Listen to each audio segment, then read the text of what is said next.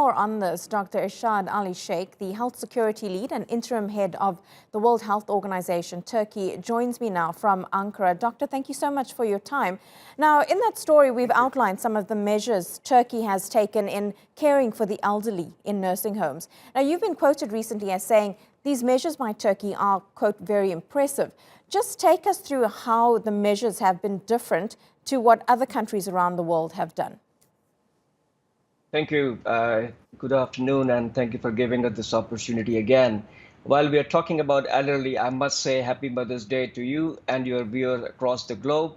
Social distancing only means bodies physically apart, but hearts connected, even more connected than before.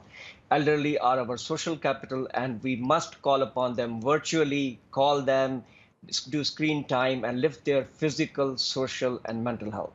Having said that, I think the guiding principle of government of Turkey seems to be protect the public health of those at highest risk while maximizing the working of economy.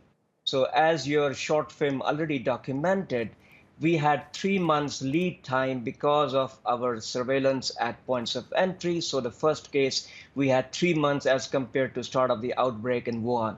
So readiness and preparedness time. Plus, as soon as we had first case, government had selective curfews on 65 plus, risk communication of the community to identify that elderly were at highest risk. Then I think one of the protocols that your general director already very rightly mentioned, the capacity of Turkey to test, trace, and treat has been the success factors behind such a low number, relatively hardly 5% of all deaths in elderly, as contrasted to US, where 1 in 3 that has died has been elderly or from healthcare worker working in the elderly workforce, or for that matter in Italy, where 4 out of 5 who have died have been elderly. So capacity to test, then identify who is positive, then tracking their close contacts, quarantine, isolation, and then treatment where was required. The ICU bed capacity in Turkey has been about 5 to 6 per thousand population, one of the highest in OECD countries. So all those factors collectively seem to have been multitude of factors behind low mortality in elderly population in Turkey. How much each factor has played a part, we will know once we do some more research together with the government in weeks and months to come. So, Doctor, as you've said, test, trace, and treat, those have really seemed to be effective here in Turkey. But we've seen instances in countries like the UK where deaths in care homes, especially at the start of this pandemic, have been quite high. What is the situation like, especially in these homes in other countries, and what measures are being taken there? So they are learning as they are while building this. Essentially, they are sailing while building their ship. So they have made measures more restrictive.